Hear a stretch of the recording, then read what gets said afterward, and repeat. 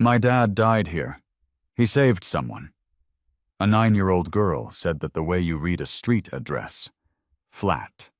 Certain. No wobble. Standing alone on the shoulder of Route 7 in 41 degrees, selling lemonade for $1 a cup, 68 Saturdays in a row, because her father lay in an unmarked grave and had 11 days left before the county erased him forever. 4 adults had already heard her story. 4 had driven away. Then a Hells Angels biker parked on that same gravel shoulder and realized he'd been coming back to this exact spot for 3 years without knowing why. What happened next would take 162 Hells Angels into one small Arkansas county and dismantle the quietest kind of evil there is. If you believe a father who saved a life deserves to have his name remembered, stay with me. Drop your city in the comments, because this story starts with 7 words no child should have to say alone. My dad died here. He saved someone. She said it the way you state a street address. Flat. Certain. No wobble in it, no invitation for sympathy. Just the facts she'd been carrying for 3 years, arranged in the order that mattered most to her. The morning of November 9th had arrived the way all her Saturdays arrived, in the blue-gray of pre-dawn, while her mother was already an hour into her double shift at the diner across town. Addie had set her alarm for 5:45, folded the newspaper she stuffed in her rain boots against the cold, and packed a pitcher of powdered lemonade into her backpack alongside the folding card table she dragged to the bus stop every week without fail. By 7:12 a.m., she was set up at milepost 14 on Route 7 southbound, 2.3 miles south of Harker's feed store, in 41 degrees and a drizzle that hadn't quite decided to become rain. The card table had one short leg. She'd long ago learned to compensate with a folded Walmart bag underneath. Her sign, laminated in plastic wrap to survive the weather, read, "Lemonade, $1 for Dad's headstone." She was 4 feet 2 inches tall. She weighed 61 pounds. She had her father's name written in black marker on her left cuff. The sleeve of the Peterbilt hoodie fell down over her hand every few minutes. She never bothered to push it back up. The shoulder of Route 7 smelled like diesel and wet concrete, and faintly, pine from the timber lot set back 200 yards into the tree line. And underneath it all, something sweeter. The powdered lemonade she'd mixed in the dark kitchen that morning, the same way she'd done it 68 Saturdays before this one. That smell had become its own kind of ritual, the smell of not quitting. She kept the laminated school photo pressed flat against her sternum with her left hand, the way she kept it every Saturday.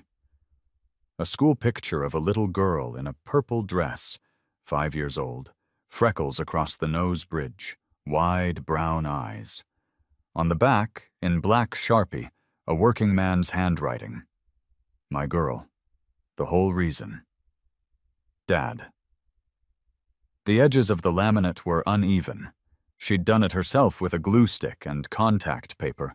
The image had worn soft along the center from the pressure of her thumb. She watched every car before it stopped. She had learned, over 68 Saturdays, to read the decision before it was spoken. The first car to slow down that morning was a Chevy Tahoe. A family, mother driving, father in the passenger seat, 2 children visible through the rear windows. The SUV nearly stopped. Addie watched the mother's lips move as she read the sign. The father said something. The car accelerated. The children in the back didn't turn around. There was a "Support Our Troops" sticker on the rear window. Addie watched it until it disappeared around the bend. She smoothed the laminated photo against her thigh with her thumb. Once, twice. Then she reset her grip on the table and waited. The second stop was a truck driver, mid-50s, personal pickup, his day off. He actually pulled over. He bought a cup and stood there while she poured it, and she thought, for about 30 seconds, that this might be one of the good ones. Then he asked why the sign said headstone. She told him her dad died right here on this road. His face changed the way people's faces change when they understand something they didn't want to understand.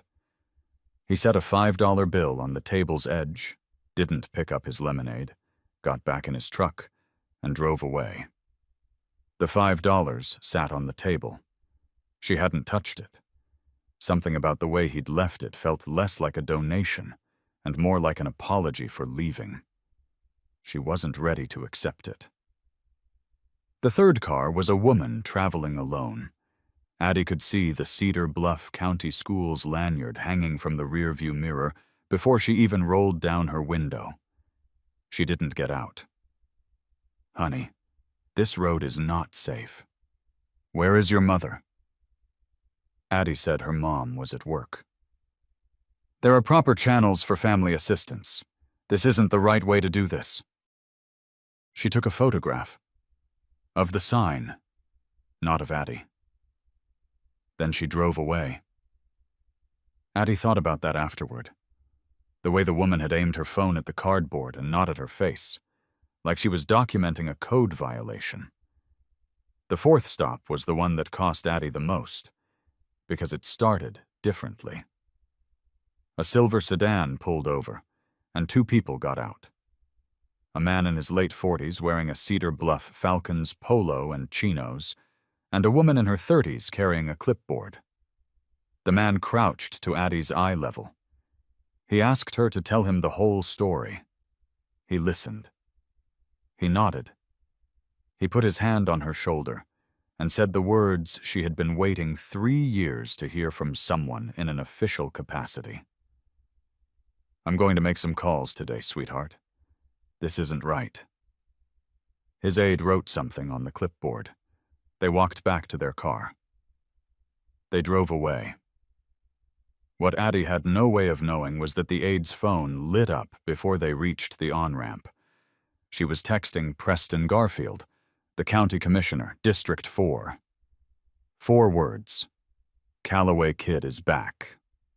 Here is the thing about Marcus Tilden and the woman with the clipboard. Neither of them was a monster. That's the part that's genuinely hard to sit with. Marcus Tilden coaches Little League. He shows up at ribbon cuttings. He almost certainly felt something real when he crouched down to that little girl's eye level and put his hand on her shoulder. But between feeling something and doing something, there is a calculation most of us know how to make. A small, quiet arithmetic. The math of, this would require me to make an enemy of someone important. This would cost me something. Surely someone else, someone more connected, someone with less to lose, will step in before things get worse. Most of the worst things that happen to vulnerable people are made possible not by monsters, but by that math. Performed by ordinary people, on ordinary Tuesday mornings, in ordinary cars on their way to somewhere else. We know someone like Marcus Tilden. Most of us, if we are honest with ourselves, have been Marcus Tilden. That is the part worth sitting with. What Addie didn't know, what none of them knew, was that she had exactly 11 days before the math stopped mattering. 11 days before the Cedar Bluff County Board of Commissioners voted on Item 7B of the monthly agenda. Section C, Rezoning Approval. The section of the municipal cemetery where her father lay in an unmarked plot, indistinguishable from the 23 other pauper burials in that row. Once the rezoning passed, Section C would be cleared for a public parking expansion. Jake Callaway's remains would be moved to a county mass reinterment. No individual designation, no marker, no findable grave, ever. She didn't know any of that. She only knew about the $247 in her mason jar at home. The $4,800 minimum cost of a headstone at the county-approved vendor. The $2,700 administrative fee that Preston's office had raised quietly in a line item. The very quarter after Calvary Baptist raised $412 on her family's behalf, as if the county had seen the collection plate and responded in kind. She knew the numbers didn't work. She'd known that for months. But she kept showing up anyway. Because the alternative was stopping. And stopping meant her father's name disappeared from the earth entirely. And the man who made sure of that went home to his golf game and his fundraiser, emceeing, and his Meals on Wheels route, and his base boat on the lake, and none of it ever got corrected. She was 9 years old. She could not let that happen. He'd been parked on the shoulder for 4 minutes before she noticed him. Trucks pulled over on Route 7 all the time. What was different was that he didn't get out right away. He just sat on the bike with the engine off, staring at the bent guardrail along the south side of the road. The way a person stares at something that means something to them, and they can't quite say what. He was large, 6'1", at least 200-some pounds, the particular density of a man who'd stopped caring how he looked and still looked formidable. A black leather vest over a dark green thermal, Hell's Angels patches across the back, worn enough to have seen years of weather. The left side of his neck was marked by burn scarring, healed and old, the kind that doesn't fade smooth. It settles into ridges the color of copper. His right hand had a slight tremor when he let it rest. Combat origin. Managed. He didn't think about it anymore. His name was Forrest. His road name was Ironside. He was 52 years old, and he had been coming to this stretch of Route 7 every Saturday morning for 3 years. He didn't fully understand why. He only knew that when he took the bypass, something in him sat wrong. The specific unease of leaving before a conversation is finished. So he took Route 7. He stopped at milepost 14.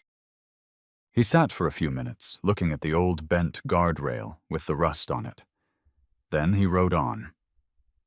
He had never told anyone about this.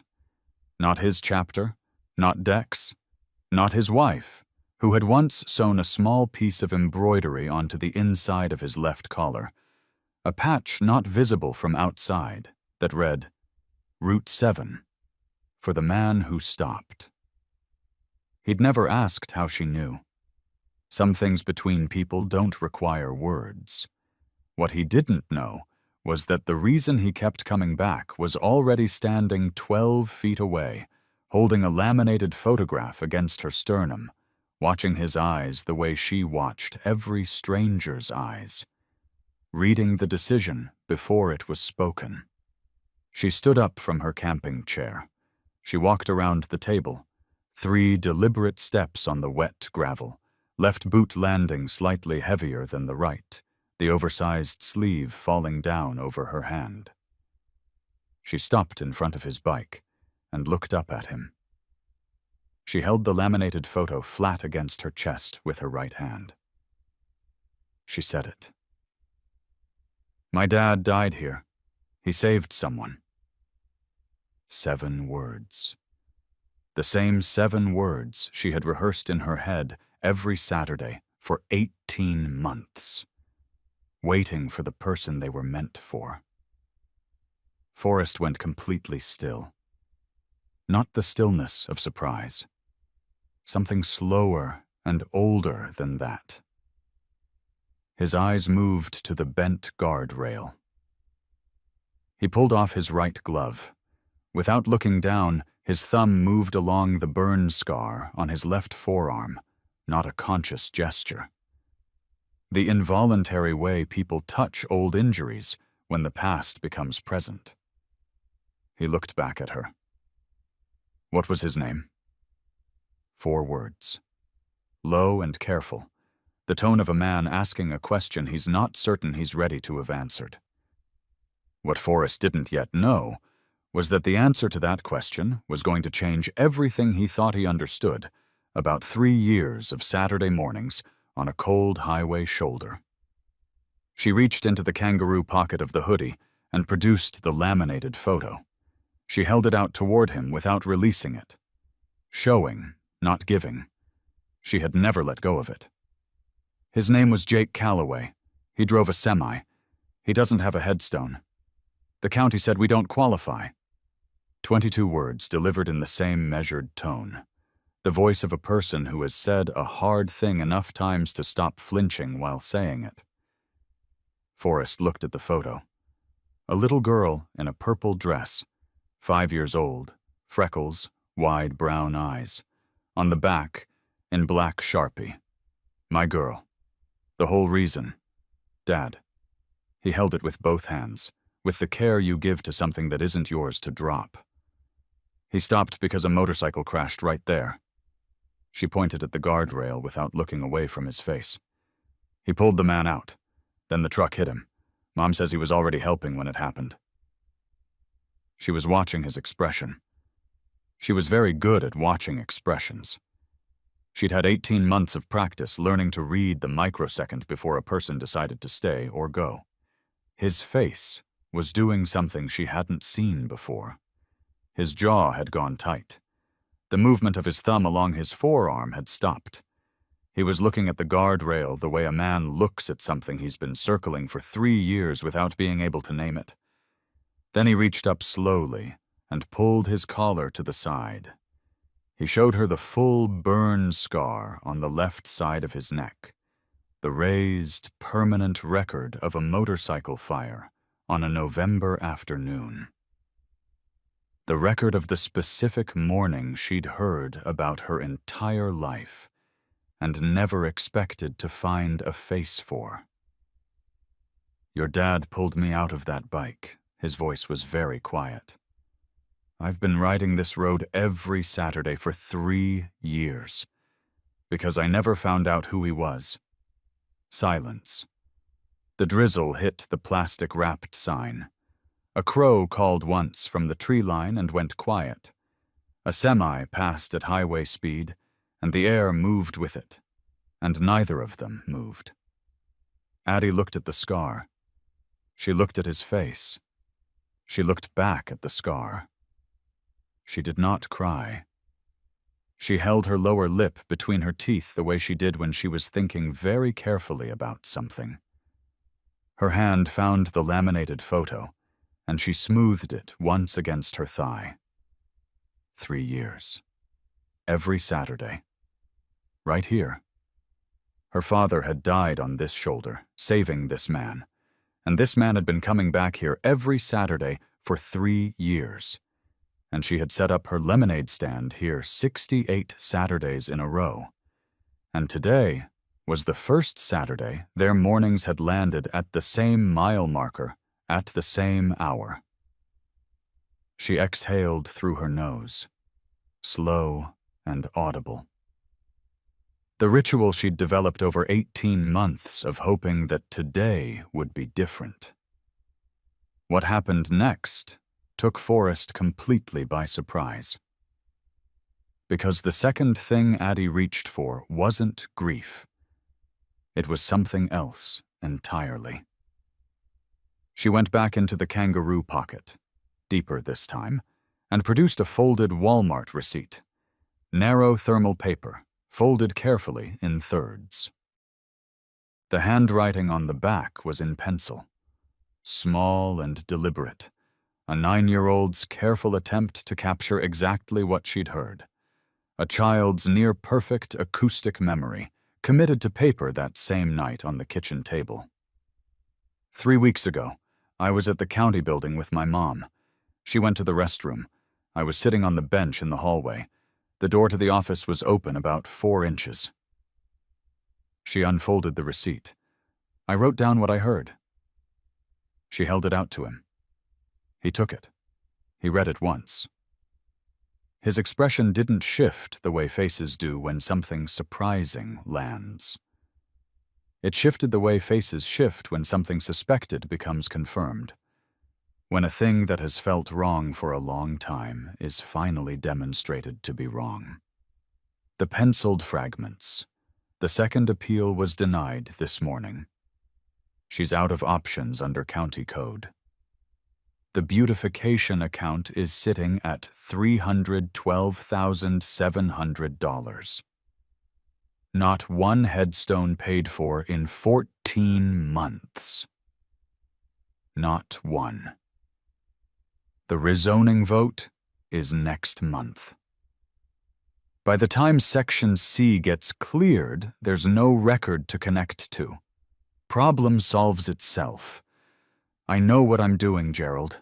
I've been doing it for 4 years. A man in the county building said the money's in a different account, she said. He said it solves itself when they clear Section C. She was still watching his face. Forrest read it a second time. Then he folded the receipt exactly as she had folded it, carefully, in thirds, and placed it back in her hand. He closed both his hands around her smaller ones for 3 seconds. Her cracked knuckles and cold fingers held still for a moment in his larger, scarred ones. Then he picked up his phone. But before he dialed, he looked at her directly. Your dad didn't let go of me on that road. I'm not letting go of this. You understand what I'm saying? She nodded once. She understood exactly what he was saying. She had been waiting 3 years to hear someone say it. He dialed from memory. Dex, it's Forrest. Talk. Route 7. Milepost 14. Come now. Bring Copperhead. 2 seconds of silence.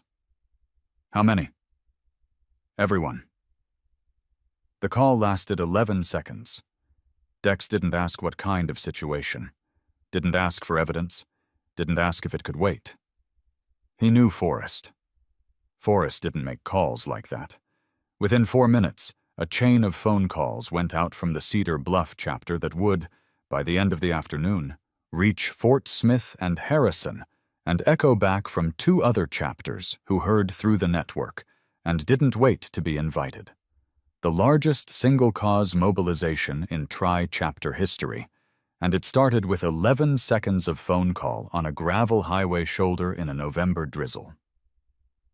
Now, here is what you need to understand about what was happening on those phones. You may be imagining it a certain way.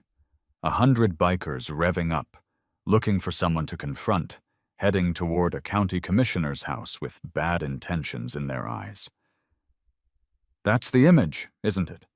The one we've been trained to expect. That's not what happened. What happened was more like a fire department dispatch. Efficient, purposeful, directed. Because men who have ridden together for decades don't need to perform their resolve. They've already decided what kind of men they are, long before a Saturday like this one arrives. This was a 9-year-old girl on a highway shoulder with $247 and a Walmart receipt that described a crime. That is a situation that requires presence, not chaos. The rest would follow from there. The first 2 to arrive were Copperhead and Gravel, pulling over within 3 minutes of each other. Copperhead was 58. Built like a man who had spent 22 years as a Cedar Bluff County Sheriff's deputy. The broad, unhurried build of someone who'd learned how county buildings work from the inside. The filing systems, the chain of authority, the particular way documents get buried when someone knows where to put them. He'd left the department after a disagreement about how a case was handled, one that still sat with him on certain nights, in a way he'd never found a satisfying name for. He'd have things to say about Preston Garfield before the day was done. Gravel was 64, Gulf War combat medic, now a licensed EMT. He kept a trauma kit bungee corded to his bike at all times. He didn't say much when he arrived. He looked at Addie, her cracked knuckles raw at the joints, the hollow shadows under her eyes, the newspaper stuffed into the toes of her 2 large rain boots, and he reached into his jacket and produced a pair of thermal gloves, the kind with the grippy palm, one size too large for her, but better than nothing. He set them on the table without a word. She looked at them for a moment. Then she picked them up and put them on. That was the whole interaction. That was gravel. Halftone arrived 20 minutes later. 51 years old, 17 years as a high school guidance counselor before budget cuts, made the decision for him. He understood child trauma presentation in a way most people never would. The selective mutism, the deliberate stillness, the way a child learns to take up less space as a form of self-protection. He didn't make a production of it. He was the first one to say, quietly to Forrest, that she needed a counselor as much as she needed a headstone. Possibly more. He didn't push that yet. He filed it away, the way a careful person files things that matter, and waited for the right time. Rimshot was 34, the youngest full member of the Cedar Bluff chapter. Lean and concentrated, the kind of still that meant he was processing several things at once. Before Forrest had finished telling the full story, Rimshot had the business registry for Cedar Bluff Community Beautification Partners, LLC, pulled up on his phone. He looked at the registered agent's name. He looked at Copperhead. He sent a screenshot without saying a word. And then there was Brimstone. 71 years old, charter founder of the Cedar Bluff chapter, a full member since 1987. He didn't ride long distances anymore. His knees had made that call for him, though no one said so aloud. He'd driven his truck to milepost 14, parked behind Copperhead's bike, and walked over without explaining himself. He read the Walmart receipt last, after every other set of eyes had passed over it. He read it twice. Slowly, the way you read a document you expect to be asked about in a court of law.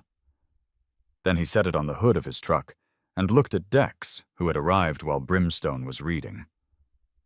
"This is a blood debt," Brimstone said, "and a crime." No one argued. Dex, road name War Chief, was 58, paralegal certificate. 11 years served, came out with a very specific understanding of how institutional power works, and more critically, how it fails the people it was built to serve. He had sandy gray hair, and the kind of stillness that was different from Forrest's. Forrest's stillness was weight and grief. Dex's was calculation. He was already 3 steps ahead. He read the receipt. He looked at Rimshot's phone screen. "Copperhead?" He didn't raise his voice. "Section C rezoning. What does the family need to contest it before the vote?" Copperhead answered without hesitation. "Standing petition. Demonstrable procedural grievance filed before the board session. The family needs a direct legal interest established and a lawyer willing to file an emergency injunction." He paused. "And we'd need to move fast. The board meets in 11 days. Dex looked at Brimstone. 11 days, Brimstone said, to undo 4 years of careful work. Then we start today. While the brothers talked through the county board timeline at the hood of Brimstone's truck, Forrest walked back to where Addie was sitting. She'd returned to her camping chair. She held the laminated photo in both hands, looking at it the way you look at something you've memorized but still need to see. He sat down on the gravel beside her, not standing over her. Sitting, the way you sit when you're planning to stay for a while. They were quiet together for a moment. The drizzle was steadier now, ticking against the plastic wrap on her sign. "What do you do on the Saturdays it rains too hard?" he asked. She thought about it. I still come. I just sit under the table. He nodded. He didn't say anything sentimental about that. He let it be what it was. Your mom know where you go on Saturdays? She works doubles. A pause. She'd worry. Another silence. He ran his thumb along the scar on his forearm. Not the burn scar. An older one, from Iraq, from a different kind of road on a different continent. He did it without thinking. He had a piece of his own he'd been carrying. He knew that the only way to fully earn a child's trust was to offer them something of yours first. Not reassurance, but the real thing. Something that cost you to say. When I was 11, he said, there was a winter when nobody knew what to do with me. Got passed around for about 3 years. Nobody was mean about it. There was just no one who made the specific decision that I was their responsibility. He was looking at the guardrail. One man, Roy Tesh, worked at a factory, let me stay a winter. That was it. One winter. But he decided. And that decision was everything. He glanced at her. She was watching him with the particular focus she gave to things she needed to understand completely. Your dad decided, Forrest said. Right here on this road. He looked at a burning motorcycle and made the decision that the man in it was his responsibility. He paused. I've been trying to figure out what I owe him ever since. Several seconds of quiet. There's one more thing I didn't say, Addie said. He waited. The man on the phone, Mr. Garfield. He said a name. Gerald. He said Gerald tried to go to the state in 2019 and nothing came of it. She looked up at him. I think there was someone before us. Someone who already tried to tell, and it didn't work. Forrest went very still. That name, Gerald, was going to matter. He didn't yet know how much. He placed his hand gently on the top of her head for a moment, brief, confirming, then stood and walked back to where Dex and Copperhead and Brimstone were gathered. She mentioned a name, Gerald. Garfield told someone on the phone that Gerald tried to go to the state in 2019. Copperhead was already nodding, slowly. Dorothy Crane, former business partner, co-owner of Garfield's funeral home until 2019. Gerald would be her attorney. She left Cedar Bluff 11 days after signing dissolution papers, filed a complaint with the Arkansas State Board. It was assigned a case number and never processed. He looked at Dex. Preston had a contact on the board's administrative staff. Brimstone had heard enough. He picked the Walmart receipt up from the hood of his truck. He held it for a moment. Dorothy Crane, he said, was not the last. She was the proof of pattern. He looked around at the brothers assembled in the drizzle on the shoulder of Route 7. And a pattern is prosecutable. The afternoon had shifted. The drizzle had thickened into something more persistent, and the smell of diesel and pine and powdered lemonade hung in the cold air around a card table with one short leg, where a 9-year-old girl in her father's hoodie was watching the men who had just decided her father's name was their responsibility. Copperhead had already placed a call to Lorene Adkins, 61 years old, had been parked near Route 7 the morning Jake Calloway died. Saw him stop. Saw him pull the man from the burning wreck. Had never once been contacted by the county. Had been waiting 2 years for someone to ask. She said yes before Copperhead finished his sentence. Curtis Maybay, 74, retired groundskeeper at Cedar Bluff Municipal Cemetery, 22 years working Section C, had told Copperhead 6 months ago about the gap in disbursement records. The families he'd watched turned away who never showed up in the fund's accounting. He'd noticed it for years. He hadn't known who to tell. He knew now. Rimshot looked up from his phone. He kept his voice even, but everyone within earshot heard what was underneath it. The LLC has been active for 4 years. 0 public expenditures on record. The county fund shows no disbursements in 14 months. He paused. For a fund with active incoming allocation, that's not a gap. That's a siphon. Halftone looked at Dex. Dex looked at Brimstone. Neither of them said what they were thinking. They didn't need to. And now, armed with a penciled Walmart receipt, a groundskeeper's testimony, a forensic gap in county disbursement records, the name Dorothy Crane, and 68 Saturdays of a little girl's refusal to stop, Forrest Ironside and the Hells Angels had 11 days. They intended to use every one. By 7 o'clock that Sunday morning, the parking lot of the Iron Covenant Clubhouse on Marker Road held 53 motorcycles in formation. Cedar Bluff chapter. Every road-capable member present. Boots on the ground by first light. By 8:15, the Fort Smith chapter had arrived in a disciplined column of 67, riding in pairs, chrome catching the pale morning sun as they turned off the county highway and pulled into rows with the quiet efficiency of people who have done this together before. Harrison came last, 42 strong, arriving at 8:44. And when their engines cut in sequence, the silence was the kind that has actual weight. 162 motorcycles parked across the lot, and the overflow grass strip beside it. Orderly. Precise. Not a single raised voice.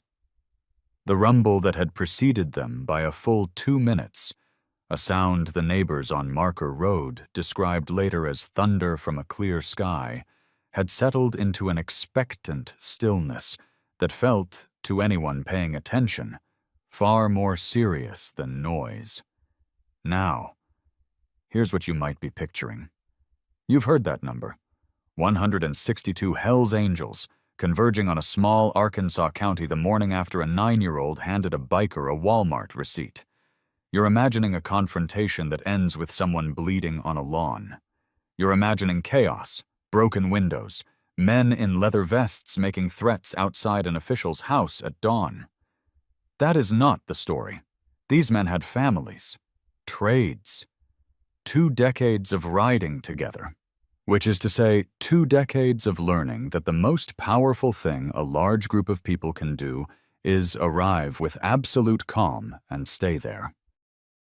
They had a paralegal, a former deputy, a licensed EMT, a guidance counselor, a media operator, and a 71-year-old founder who had been alive long enough to know that justice accomplished through documentation lasts longer than justice accomplished through intimidation. They had 11 days and a specific plan. Dex stood on the tailgate of Brimstone's truck and spoke for 4 minutes. No theater, no speeches about Brotherhood or blood debt. Those had been made the day before on a highway shoulder and didn't need repeating. He laid out 4 objectives in plain language. Document the disbursement gap, establish the LLC connection, secure witness testimony before Preston had time to manage the narrative, and file the legal contest of the Section C rezoning by Thursday at the latest. He assigned teams by skill. He named a point of contact for each. The last thing he said was this: "We are guests of this county's legal process. We are here to support it, not replace it. Anyone who forgets that rides home." Not one person moved toward their bike. Laureen Adkins had been waiting by her mailbox when Copperhead pulled up at 9:15 on Sunday morning.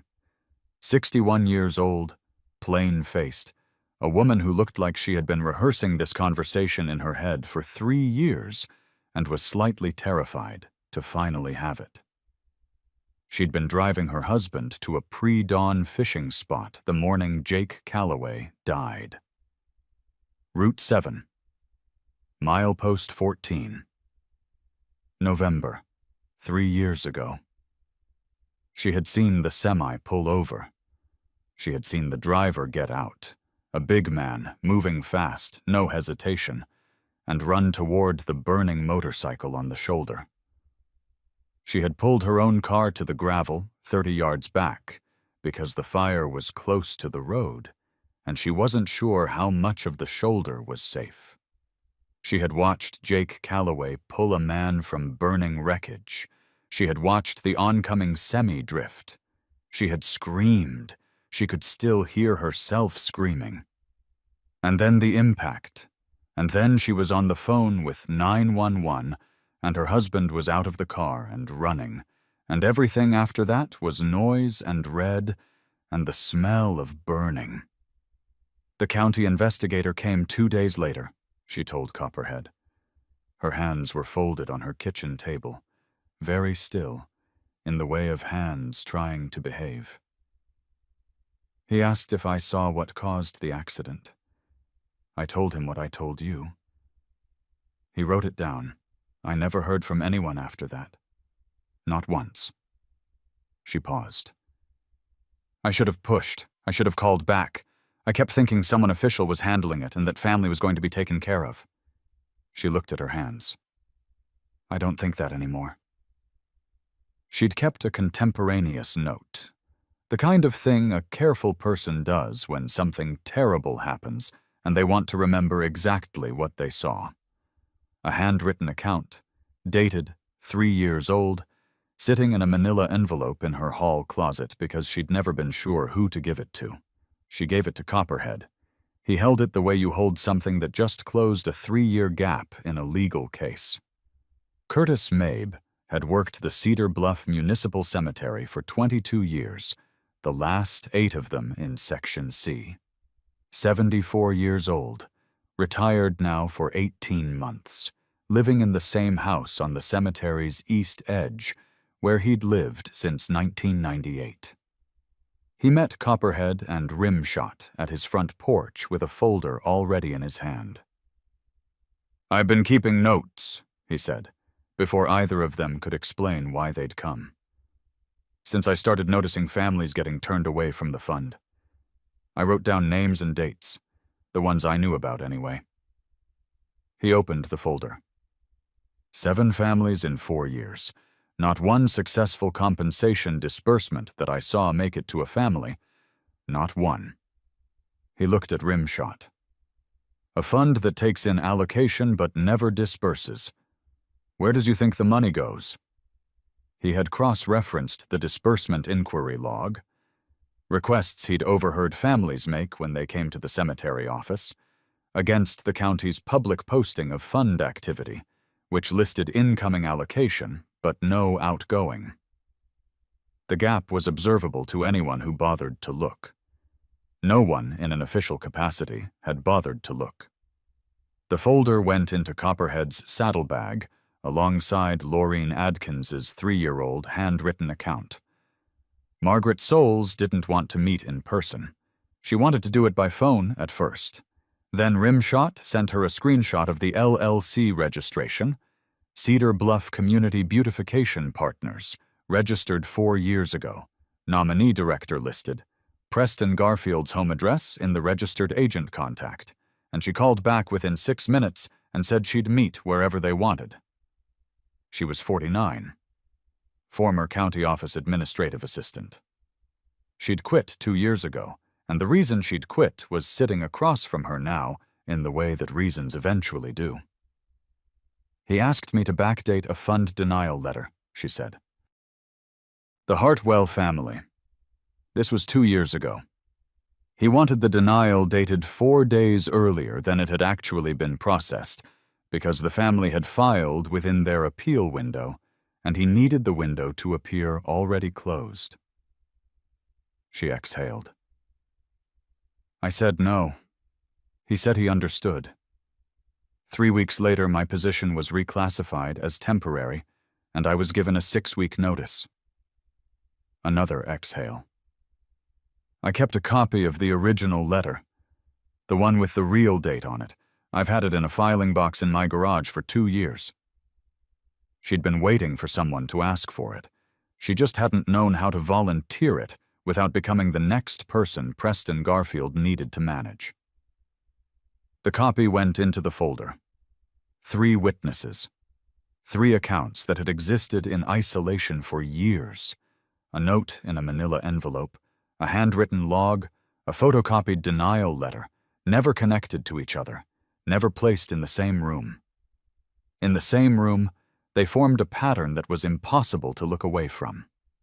Copperhead sat with the folder in his lap for a long moment after Rimshot photographed each document.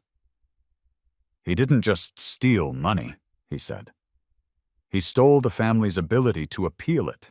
He stole the clock, and then told them the clock had run out. Preston Allen Garfield was in his backyard at 11:47 Sunday morning, cleaning the hull of his Ranger Z 521L bass boat, the one registered in his wife's maiden name, when he heard gravel crunch in the side driveway. He had his back to the fence, a marine sponge in one hand, a bottle of hull cleaner in the other. He was in an old Cedar Bluff Falcons polo and khakis that had seen better days, the kind of outfit that said weekend, private, nobody important coming by. He turned, and there were 4 of them: Forrest, Copperhead, Dex, and Brimstone, standing at the fence gate, with the particular quality of stillness that means the people wearing it have already decided how this goes. Preston set down the marine sponge. His shoulders dropped. His hands came open, palms up. He tilted his head, the practiced quarter tilt of a man who has been approachable for 20 years and knows what approachability looks like from the outside. He smiled.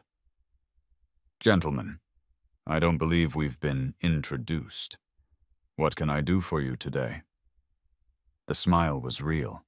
The warmth in the voice was practiced but fluent.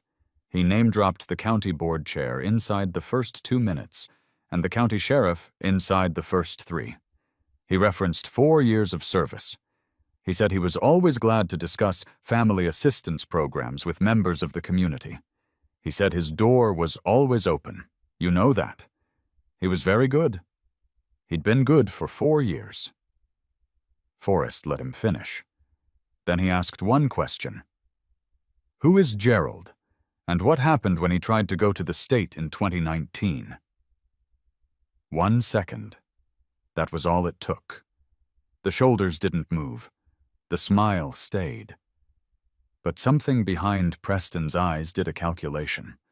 The rapid, involuntary arithmetic of a man who has just realized the conversation he thought he was managing is not the conversation actually taking place. 1 second. And then the smile came back. Smoother than before. Dex had been watching his hands. "The Beautification LLC," Dex said.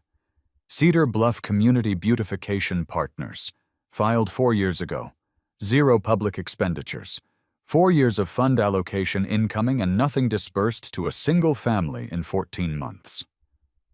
He paused the way you pause when you want a word to land cleanly. "Fiduciary duty, Mr. Garfield. You had it. Over the Criminal Injury Compensation Fund. Over every family whose application crossed your desk. When a county commissioner with administrative authority over a disbursement fund routes denied claims to a private LLC he controls, that is not mismanagement. That is embezzlement. Under Arkansas statute, it is a Class B felony." Preston looked at him for a long moment. Then the warmth came off, and underneath it was something cooler and more precise. "You are on private property. I will be calling my attorney. And I will tell you right now, if you are here suggesting any kind of impropriety in my office's management of county funds, you should know that I have a relationship with every person in the county legal structure who would be involved in any investigation. Any person. He let that sit.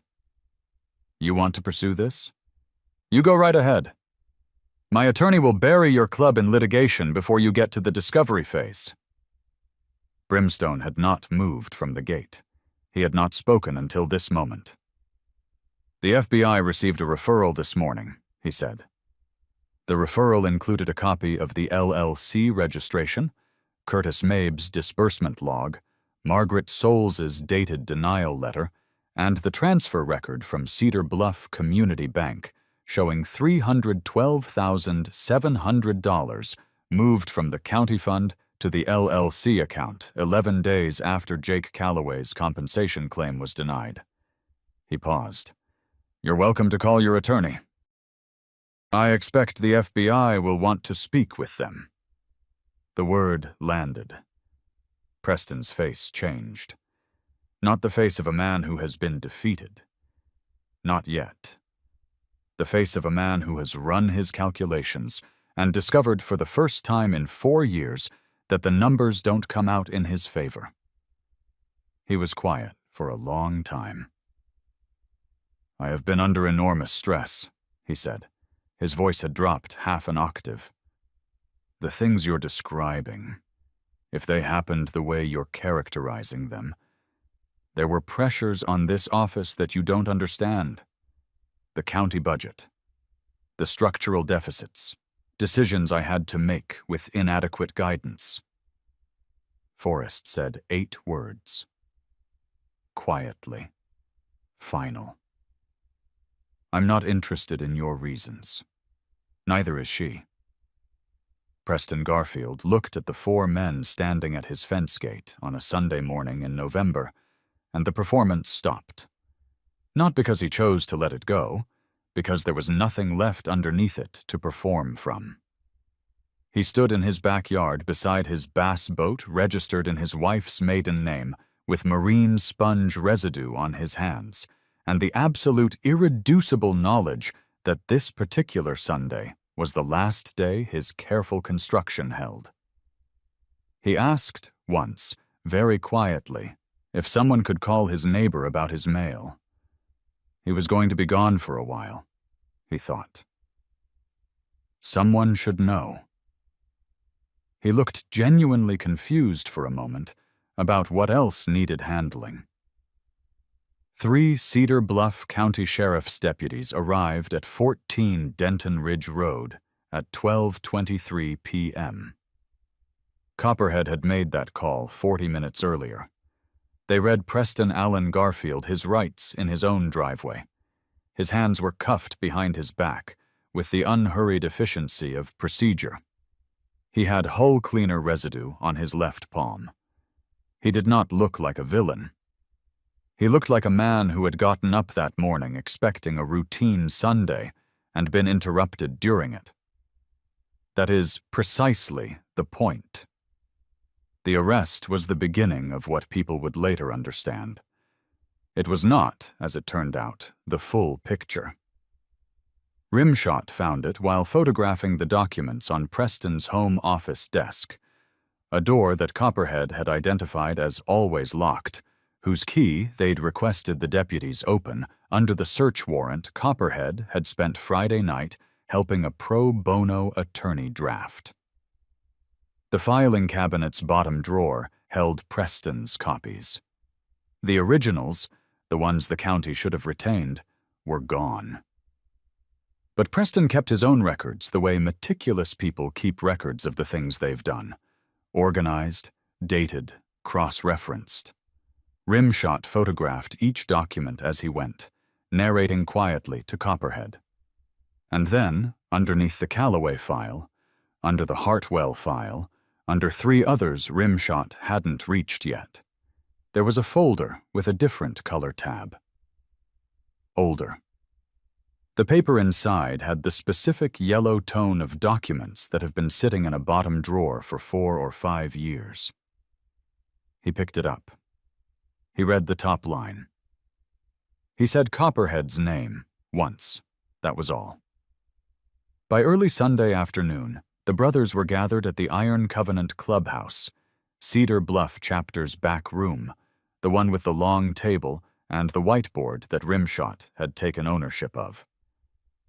He had his laptop open and was pulling records in real time, narrating as he found them, because the room needed to understand what they were looking at, and he was the fastest at making it legible. Layer 1, he said. Preston's financials from the fund account. 4 years. Incoming allocation every quarter. That's standard. It comes from the county budget automatically. Outgoing disbursements. 0 for the last 14 months. And before that, sporadic. Never to a qualifying family. Every outgoing transfer I can find routes to one destination. He turned the laptop screen so the room could see it. Cedar Bluff Community Beautification Partners, LLC. Reference code every time. Admin handling fee. Copperhead looked at Dex. Embezzlement framed as administrative cost. The LLC doesn't do anything. There are no contractors, no project records, no expenditure reports. It's a container. The money goes in, and it doesn't come out the other side as anything observable. Rimshot. Layer 2. The LLC registration has a nominee director, a name that doesn't appear anywhere else in county records, a paper person, but the registered agent contact address is 14 Denton Ridge Road. He paused. Preston's home address. Copperhead. Which means he controlled the LLC directly. The nominee director is a shield, not a separation. Under Arkansas law, that is sufficient for a piercing the veil argument. The LLC doesn't protect him. It implicates him. Layer 3. Rimshot pulled up a second window. The older folder. Garfield and Crane Funeral Services. Business operating account, 2018. There are 8 months of transfers out. Small ones at first, then larger. The total missing from the operating account over 8 months, $157,300. He turned the laptop screen again. The room was very quiet. Dorothy Crane filed a complaint with the Arkansas State Board in March 2019. Assigned a case number. Never escalated. The intake administrator at the time was a former county employee under Preston's previous appointment. He closed the laptop halfway. She left Cedar Bluff 11 days after signing the dissolution papers. No forwarding address. Nobody spoke. The refrigerator behind the bar hummed. Outside, the sound of one motorcycle idling in the lot, then cutting off. And every man in that room understood, without saying it aloud, that they were not looking at a commissioner who had made opportunistic choices. They were looking at someone who had built a system, who had done this before, practiced it, refined it, moved on, who had looked at Dorothy Crane and learned what he needed to learn, and then looked at Renee Calloway and applied it. Brimstone was the first to speak. How many families in the fund denial records? Rimshot checked the folder. He took a moment. 9, he said. 9 denied families in 4 years. Documented. There may be more we don't have records for. There was a second person they needed to talk to. Not Preston. Preston was in processing. The second person was quieter than Preston. Softer. The kind of soft that had been telling itself for years that it wasn't really complicit. Marcus Tilden's aide was a woman named Bethany Marsh, 34 years old, clipboard, Cedar Bluff City Council staff, the woman who had typed the text to Preston Garfield from Marcus Tilden's car before they'd even reached the highway on-ramp. Calloway Kid is back. Rimshot had pulled her name from Copperhead's old contact list inside 20 minutes of arriving at the clubhouse. Forrest drove to her apartment alone. He knocked at 2 in the afternoon. She answered the door in a weekend sweater with the look of someone who has been checking their phone every 10 minutes since yesterday and is not surprised he's there. He showed her 3 photographs on his phone: the LLC registration, the fund transfer record, and a screenshot of her text message to Preston, obtained legally through the county communication log that Copperhead had accessed through the county records request procedure he knew by heart. He gave her 1 sentence. "Tell me everything from the beginning, or I make 1 call and you answer to people with considerably less patience than I have right now." She broke in under 4 minutes. She'd known about the LLC for 8 months. Not the full scope. She hadn't known about Dorothy Crane, hadn't known the number 9. But she'd seen the text correspondence between Marcus Tilden and Preston about the compensation fund. She'd seen Preston reference the beautification account in a context that made no sense for a beautification account. She'd told herself it was above her pay grade. She'd told herself someone else would catch it. She'd told herself Marcus knew, and Marcus was handling it, and she was just an aide, just a staffer, just someone who typed what she was told to type. She confirmed the text. She confirmed that Marcus Tilden had received a forwarded copy of the LLC registration from Preston 2 years ago as part of a community development briefing. She confirmed that Marcus had never followed up on it. This was the part that settled into Forrest's chest like something heavy and cold. Not Preston. Preston was easy to understand.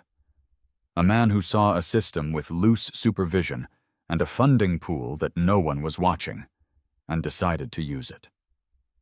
Predatory and deliberate, and in its own way, legible. This was harder.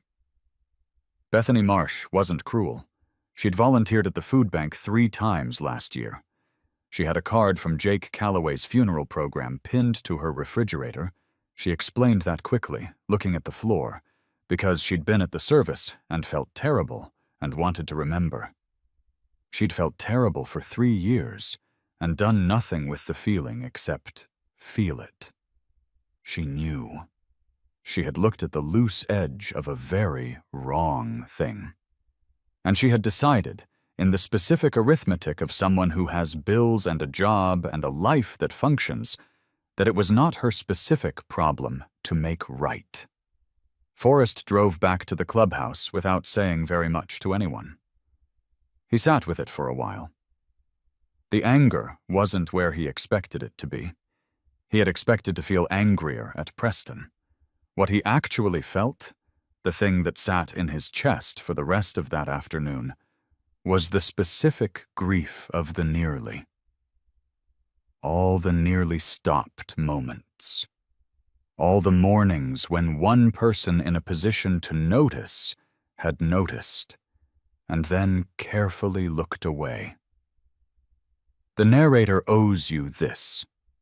There is a version of corruption that looks like a monster. A face you can recognize, a choice that is visibly, obviously evil.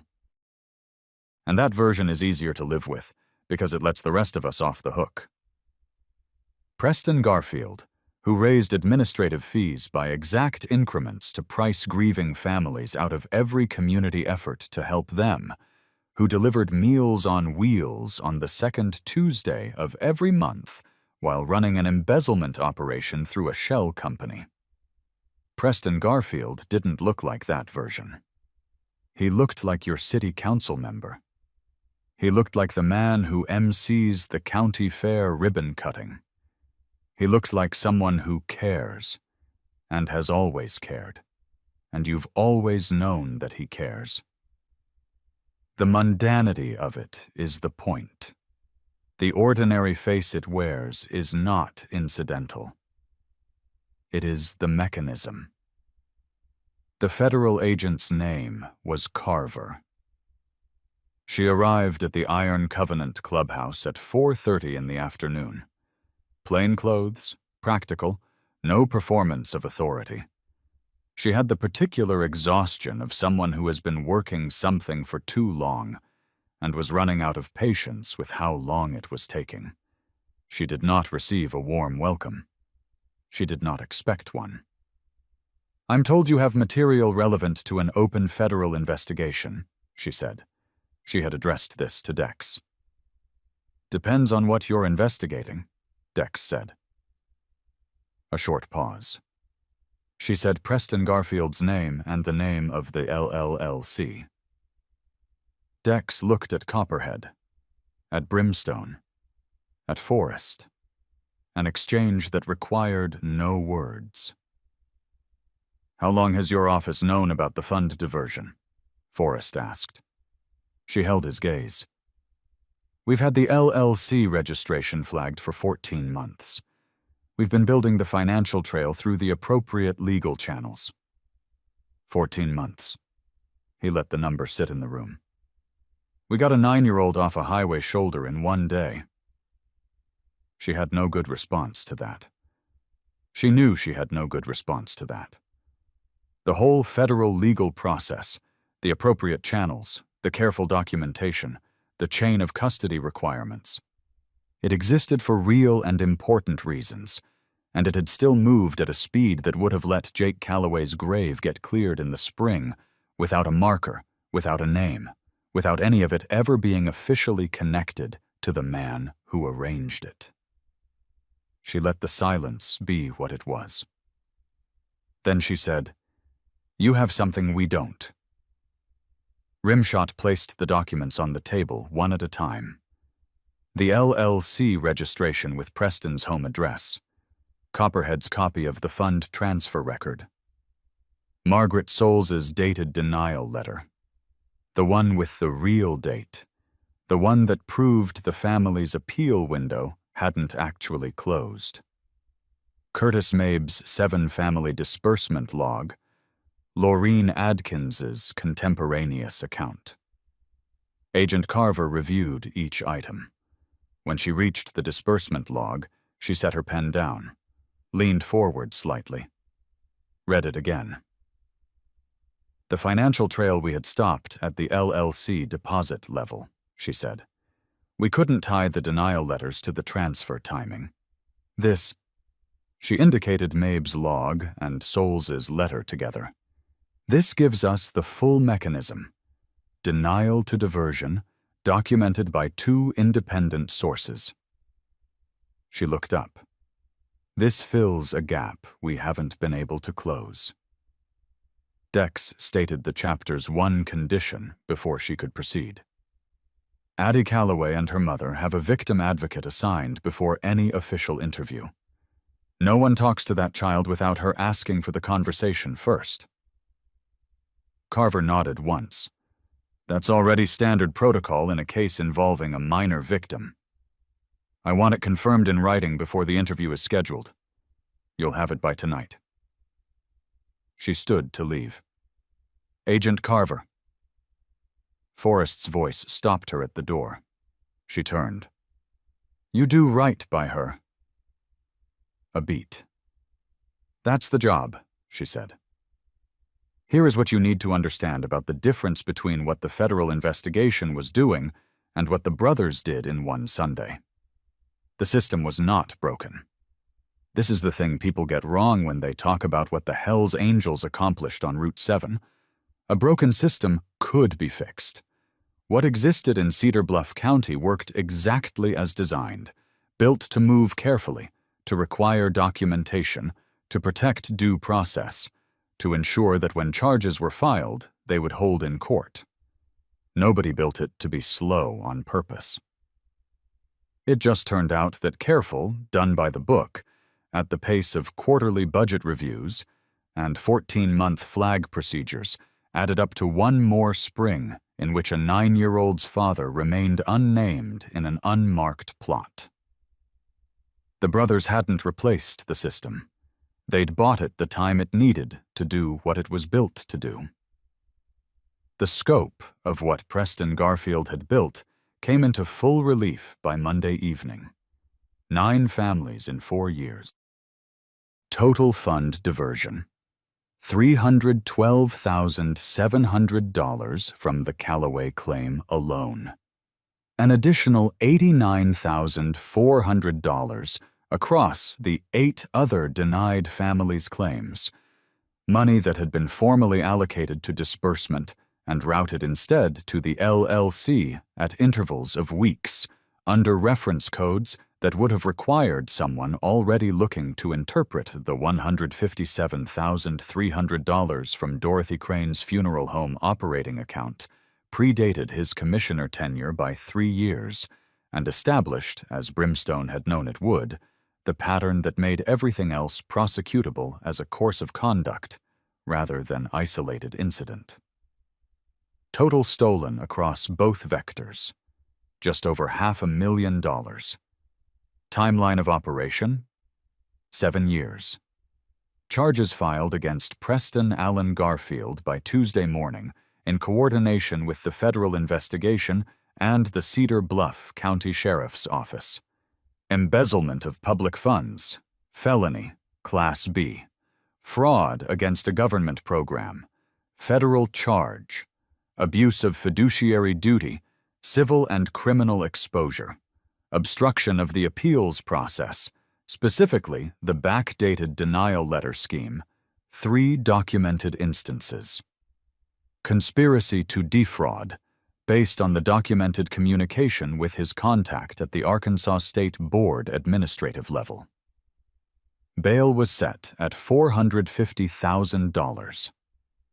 Preston Garfield had a bass boat registered in his wife's maiden name, and a vacation cabin in Hot Springs, and a custom Ram pickup in his garage. He had approximately $893,000 in net worth on paper.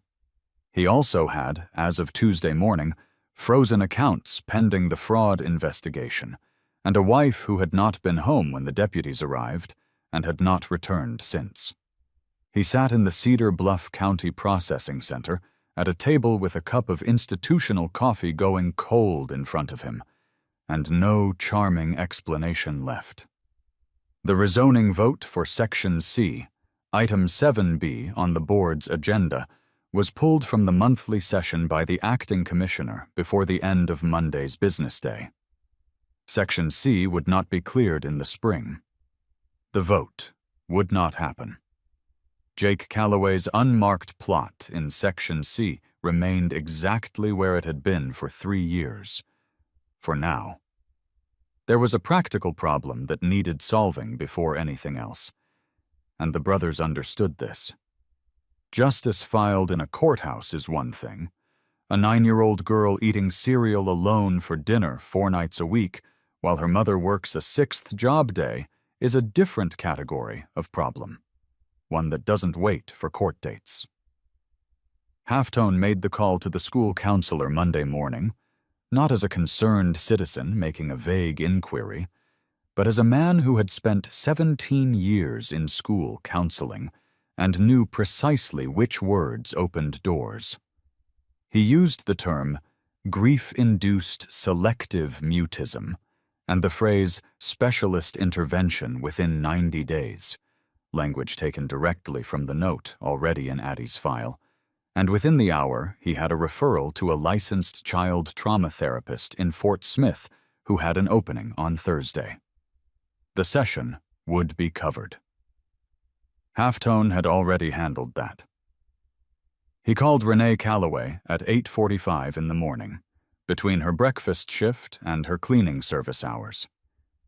He introduced himself by name, not road name.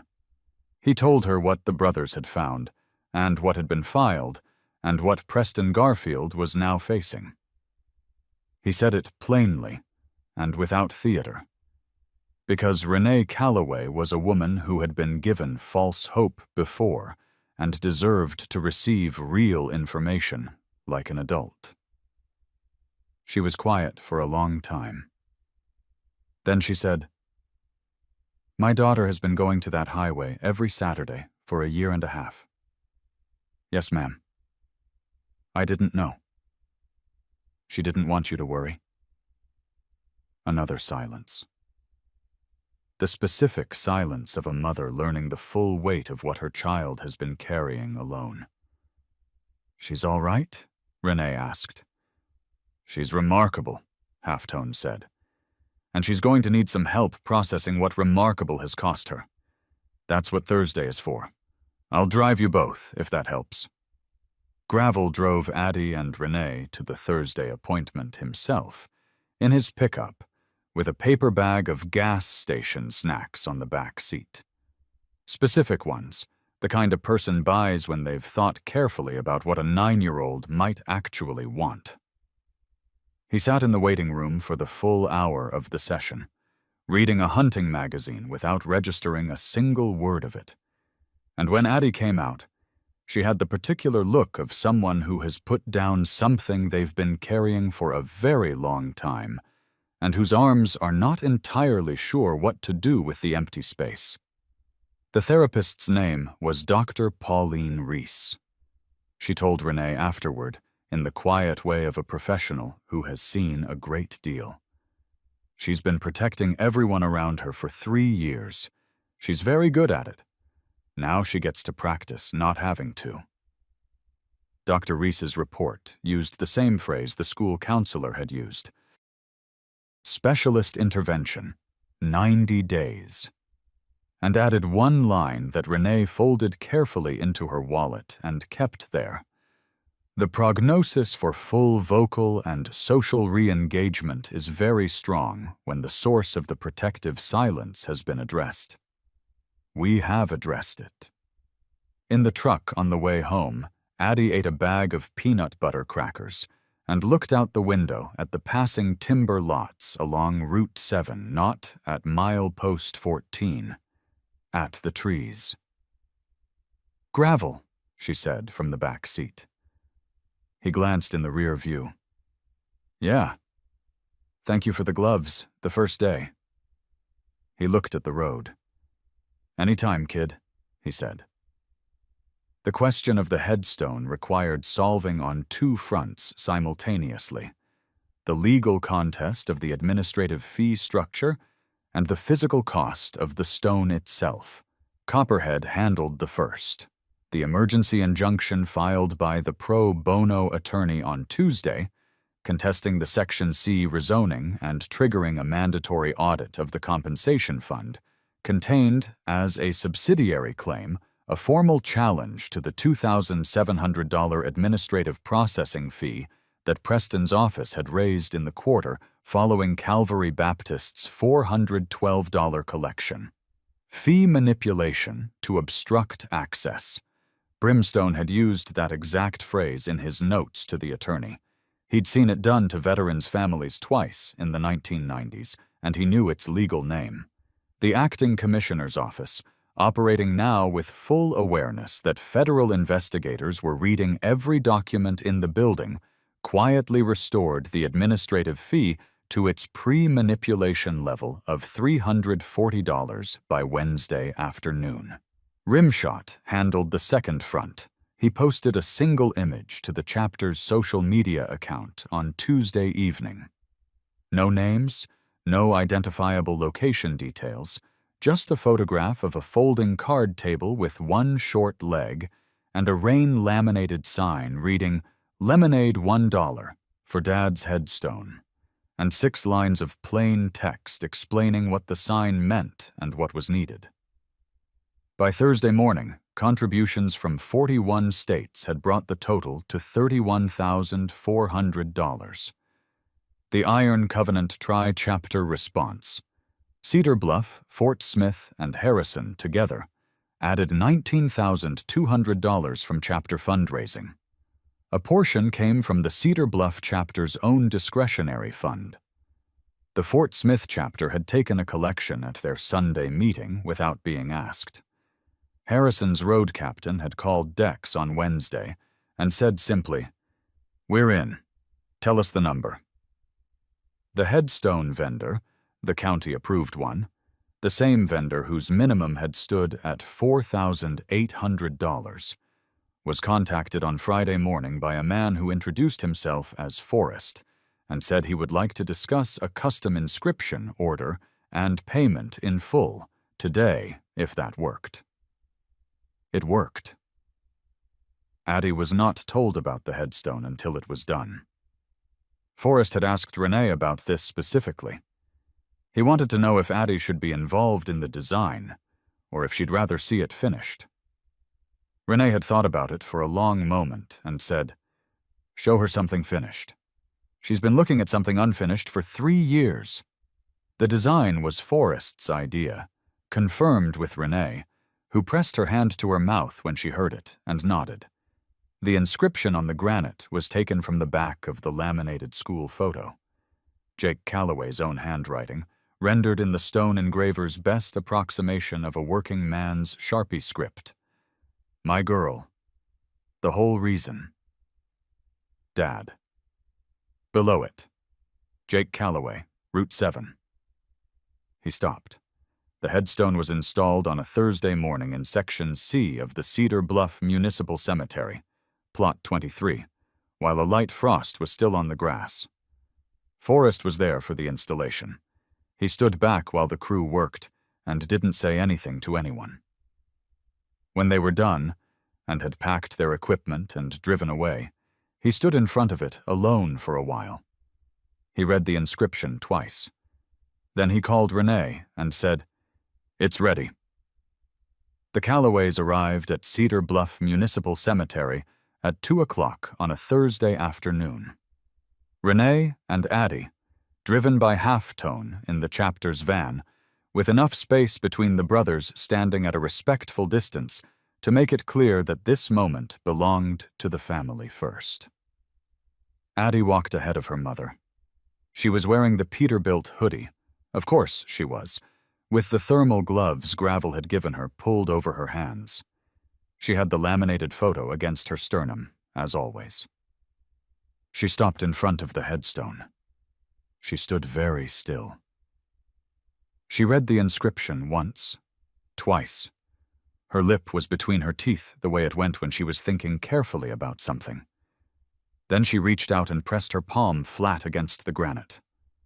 The specific gesture of a person confirming that something real exists, that it is solid, that it is not going to disappear when she stops looking at it.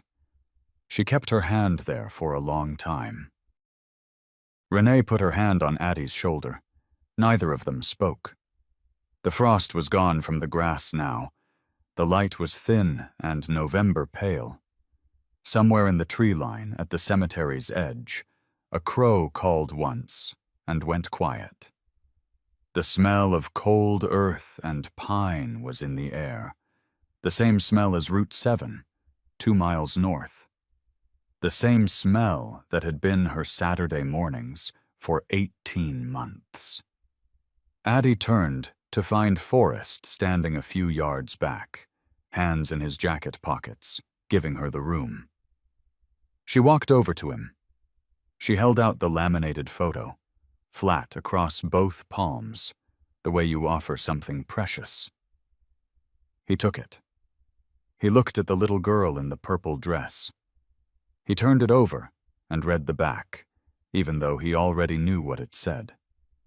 He handed it back. She tucked it against her sternum.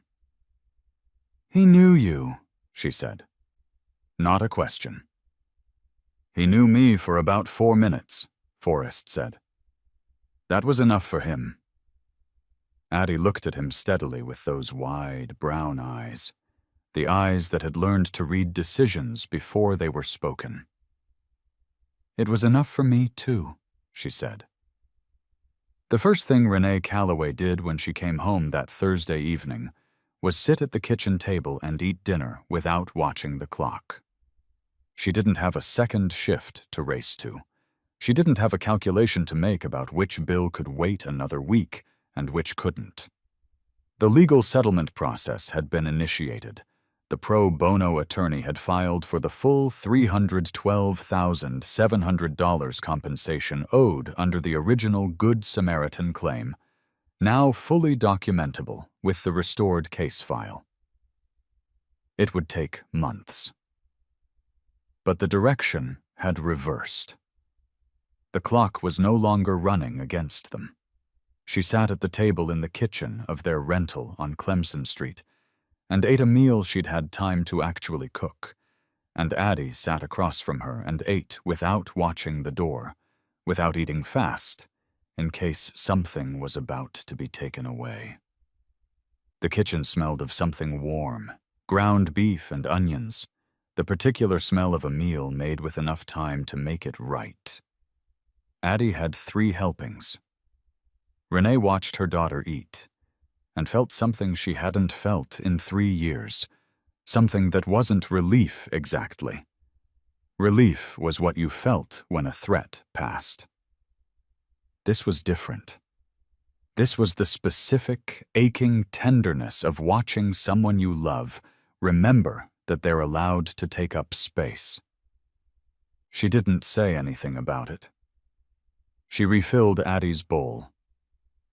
After dinner, Addie sat at the table and took out the laminated photo. She set it on the table in front of her instead of holding it. Just set it there, face up, where she could see it without having to hold on. Renee saw it from the kitchen doorway. She leaned against the frame and didn't say a word. Forrest drove past the Clemson Street rental on his way home that night. He hadn't planned to. He just took that road. The kitchen light was on. That was all he could see from the street. A rectangle of warm light in a window on a November evening. He pulled to the curb for a moment, sat with the engine idling.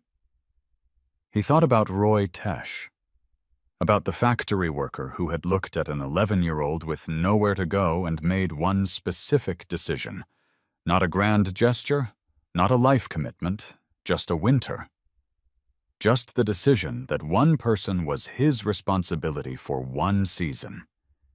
He thought about Jake Calloway, crouched on a highway shoulder, already helping, with the truck coming. He thought about what it cost to be the person who decides. He pulled back onto the road and drove home in the dark. 6 months after the installation of Jake Calloway's headstone. Addie May. Calloway stood in front of her 4th grade class and gave a 2-minute report on the American Good Samaritan Act. She had asked to do it. She hadn't been assigned it. She'd gone to her teacher, who had spent 7 months watching this child sit in complete, deliberate silence, had filed the report that went to the counselor who called it a financial matter, and she'd said, "I want to talk about what my dad did." She spoke for 2 minutes and 11 seconds without stopping. Her voice was low and measured, the same as it always was with strangers. But it was there. It was present. It was using the room. When she sat back down, the teacher had to excuse herself to the hallway for 90 seconds. The school counselor updated Addie's file that afternoon. Selective mutism. Resolved. Recommend continuation of monthly check-ins. No clinical intervention required. She set the pen down for a moment after writing it, the way you pause when a sentence closes something. 3 months after Addie's report, Cedar Bluff County School District implemented a protocol requiring that any disclosure by a minor involving family financial hardship connected to a bereavement claim be referred to a social worker rather than classified as outside school scope.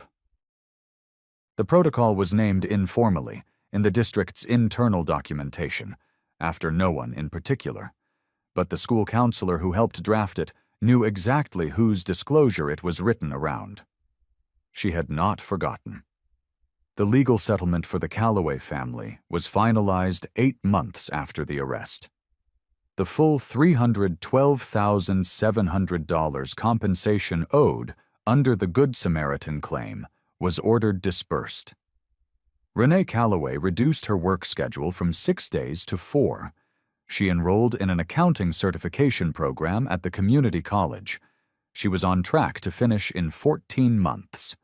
The Iron Covenant Tri-Chapter Network established a formal fund, the Route 7 Family Fund, to provide immediate financial bridging to families whose legitimate compensation claims were in legal dispute. The Fort Smith chapter administered it. In the first year, it served 11 families. Preston Allen Garfield was convicted on 4 of the 5 charges filed. The conspiracy charge was reduced in plea negotiations. The federal prosecutors accepted the reduction in exchange for full cooperation, which included naming the contact at the Arkansas State Board whose inaction had protected him for years. That contact resigned. A formal review of all compensation claims denied under Preston's tenure was ordered. Of the 9 documented denied families, 7 were found to have valid, outstanding claims. Preston was sentenced to 14 years in state prison, with parole eligibility after serving 60%. He would be 65 years old at first eligibility. The base boat was seized. The vacation cabin was sold to partially satisfy the restitution order. The Ram pickup sat in the impound lot for 3 months before it was auctioned. 3 years after the headstone was installed, a 16-year-old girl named Callie Marsh sat outside the Cedar Bluff Municipal Cemetery office on a Wednesday afternoon, waiting. She had no appointment. She had a piece of paper in her hand with a name written on it, a name the county office had told her twice wasn't in the accessible records. She had a look that Addie Mae Calloway recognized from 12 feet away. Addie was 13 now, taller, freckles still across her nose bridge, wearing a winter jacket that actually fit. She was there because she came to Section C every few weeks, not every Saturday anymore, but regularly. Not from grief, from something that felt more like maintenance, keeping a conversation going. She crossed the grass to where Callie was sitting. She recognized the look, the held-in quality, the exhaustion behind the eyes of someone who has been told no enough times to stop expecting yes, but hasn't quite given up yet. She sat down next to her. "Who are you looking for?" she asked. Callie told her. Addie took out her phone. She made a call, not to the county office, not to a hotline, but to Copperhead, who answered on the second ring and listened for 45 seconds and said, "Give me the name and I'll have a record search done by end of day." She handed the phone to Callie. She watched the girl's face change, the specific change of a person who has just been handed something they'd stopped believing existed, someone who is going to do something about it. Addie had worn that face once. She knew what it felt like from the inside, the combination of terror and hope and exhaustion, the face of someone who has been failed enough times to stop expecting anything, but hasn't quite given up yet. She hadn't walked past. She hadn't done the arithmetic about whether it was her problem. She'd crossed the grass. Forrest Ironside kept no journal. He wasn't a man who processed things by writing them down. But he kept a folder on his phone, labeled, without sentiment, "Why We Ride," that contained screenshots of messages from strangers. A mother in Louisiana whose son came home because a chapter in her state had heard about the Route 7 case and started their own family fund. A man in his 60s from Tennessee who had written, "I read what those men did for that little girl, and I called my estranged daughter for the first time in 9 years. Thank you." A photograph, sent anonymously, of a headstone in a small Iowa cemetery, freshly installed, plainly inscribed, a family standing around it in winter coats. He didn't respond to most of them. He read them. He put them in the folder. That was all. On a Saturday in May, 16 months after the November morning at milepost 14, Forrest took Route 7 south past Harker's feed store. He passed the feed store's gas pump, where he'd stopped to put air in his tire that first Saturday. He rode to milepost 14. He pulled over. He cut the engine. There was nothing at the shoulder now. No card table, no laminated sign. no small figure in an oversized hoodie standing in the cold with a laminated photo pressed to her chest. The guardrail was still bent, rust and old steel, and the evidence of 3 years ago that weather doesn't erase. A crow called from the tree line, the same sound he'd been hearing here every Saturday for 3 years, and then went quiet. He sat for a few minutes. Present, not brooding, the way he always sat here. The smell of coming spring was different from November, not diesel and wet concrete, but something opening, the particular scent of pine when the temperature climbs past the point of frost. He hadn't noticed before that the timber lots smelled different in different seasons. He noticed now. He reached inside his collar and found the small embroidered patch his wife had sewn there. Route 7. For the man who stopped. He had never fully understood, those 3 years of Saturdays, what he was doing here. He understood now. He was paying a debt in the only currency available when the person you owed was gone. Attention. Presence. Returning to the place where something that mattered had happened, and not letting it be ordinary. Jake Calloway had made a decision in about 4 seconds. He'd looked at a burning motorcycle and a man in it, and he'd decided. He hadn't known who the man was. He hadn't calculated the odds. He'd made the decision and crossed the shoulder and done the thing. That decision had cost him everything. And it had also, in the specific arithmetic of Route 7 and a lemonade stand and a Walmart receipt folded in thirds, changed everything. His daughter's name spoken by her own voice in front of her 4th grade class. His own words in granite. A fund named for a road he died on. 162 men who came to a cold highway shoulder because one of them owed a debt and knew it. That is what 4 seconds of deciding can build. Forrest started the engine. He sat for one more moment. Then he pulled onto Route 7 and drove.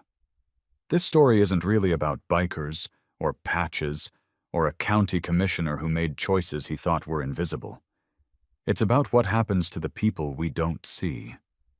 The ones who are right in front of us. At a lemonade stand on a highway shoulder, in a hallway on a bench, at a mailbox waiting for someone to finally pull over. The ones who have been trying, in the only language available to them, to tell us something we needed to hear. If you have ever driven past someone who needed something from you, and you knew it, and you kept driving, you know the specific feeling of that arithmetic. You know how easy it is to make.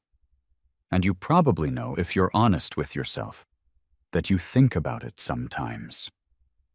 That it sits with you in the way that things sit when they're unresolved. Here is what Addie Calloway's story says to that feeling. It is not too late to cross the grass. It is not too late to ask the name. It is not too late to say, to someone, to anyone, I see you. I'm not driving past. You don't need 162 motorcycles to do that. You need what Forrest had on a November morning on a highway shoulder. The willingness to stop, cut the engine, and ask 4 words. What was his name? Pay attention to the people around you. Listen when a child hesitates. Ask the question the room is waiting for someone to ask. Care enough to intervene, even when your voice shakes. Especially then. There are Addie Calloways everywhere, standing in the drizzle, holding something precious against their chest, waiting for the person who won't drive past. If this story reached something in you, subscribe to Valiant Bikers and share it with someone who needs to hear it today. Leave a comment telling me, who was the person in your life who crossed the grass when you needed it most? Or tell me what you wish someone had done. I read everyone. For Jake Calloway, for the man who stopped. And on a November morning on the shoulder of Route 7 in Cedar Bluff, Arkansas, at milepost 14, south of Harker's feed store, there is a bent guardrail with rust on it. There is the smell of diesel and pine. There is the occasional rush of a semi passing at highway speed, and the distant sound of a crow in the tree line, and the faint sweetness of powdered lemonade on cold air, a ghost of it, the way smells outlast the things that made them. And there is nothing else there now. Because the little girl in the oversized Peterbilt hoodie is somewhere else today. She is somewhere warm. She has her father's name in granite, and her own voice back, and 68 Saturdays that were never wasted. Not one of them, because they led to the morning when the right person finally stopped. My girl. The whole reason.